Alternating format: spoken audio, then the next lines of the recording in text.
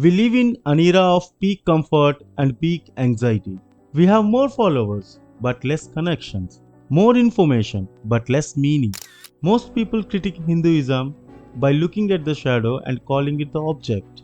If you think this path is just about magic gods, you are not criticizing Hinduism. You are missing one of the most sophisticated psychological maps ever created.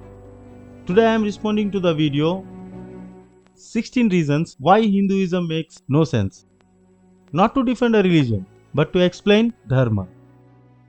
Yada yada hi dharmasya glanir bhavati bharata abhyuthanam adharmasya tadatmanam srijam yaham paritranaya sadhunam vinashaya cha dushkritam dharma samsthapanarthaya sambhavami yuge yuge. People often hear these slokas and assume this is about a god descending to fight a physical war. It's not.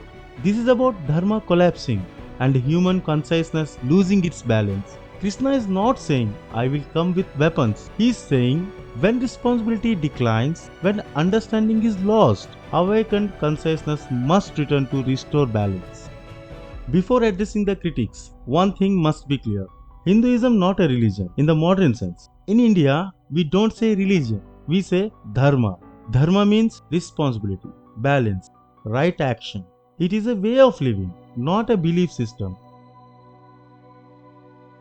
Our texts don't demand blind faith, they invite inquiry. That's why there is no single book, no final prophet, no closed conclusion.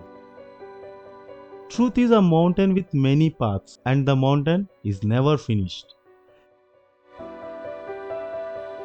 Critics point to multiple arms or animal heads and say this is biologically impossible. Of course it is. These are not anatomy charts, they are symbols. 4 arms represents multi-dimensional capability. Animal forms represent instinctual forces. We don't look at a map and complain that the city is made of paper. We use the map to navigate. Some minds connect through emotion, some through logic, some through discipline.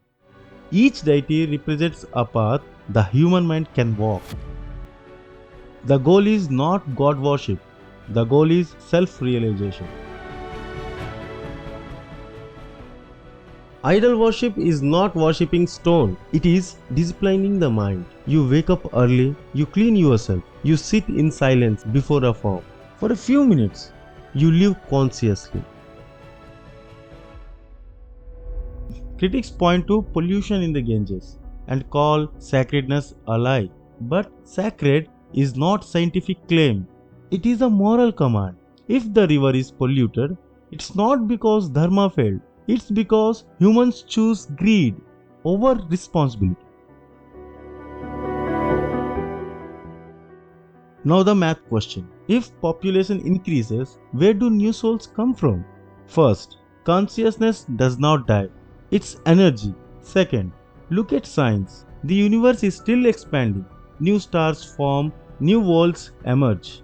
If physical creation is ongoing, why assume spiritual creation is static?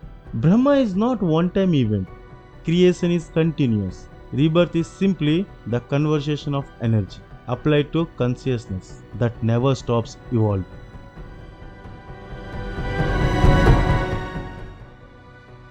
Without karma, the strong would dominate and the weak would collapse. Karma is not fear, it is accountability.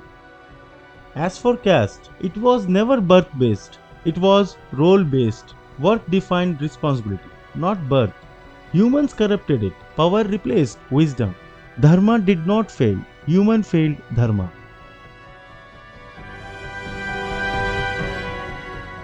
This is where ancient insight meets modern life. Maya is not saying the world is fake, it's saying our relationship with it is distorted. Maya is treating temporary things as permanent. Today, Maya is salary, status, followers. Modern materialism promises happiness through accumulation, but fulfillment never arrives because desire resets, comparison never ends. That is Maya, attachment without awareness. Dharma doesn't say reject money, it says use wealth but don't let wealth own you. Hinduism never claimed exclusive truth.